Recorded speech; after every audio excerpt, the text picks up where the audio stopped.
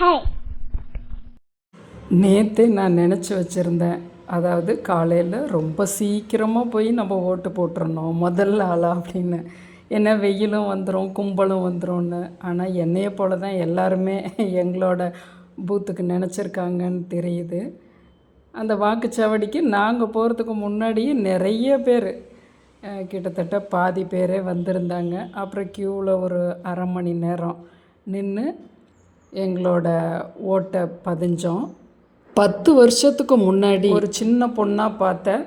அவள் திடீர்னு வந்து ஆன்ட்டின்னு நிற்கும்போது, நான் யாருப்பா நீ அப்படின்னு கேட்கும்போது, நான் இது போல் சென்னையில் வேலையில் இருக்கேன்னு சொன்னது. அட நீயா அப்படின்னு சொல்லி அந்த புலங்காகிதம் திடீர்னு 10 வருஷம் முன்னாடி சிறு பொண்ணாக இருந்து பார்த்தது. அது அந்த இடத்துல எனக்கு ஒரு அருமையான நிகழ்வு.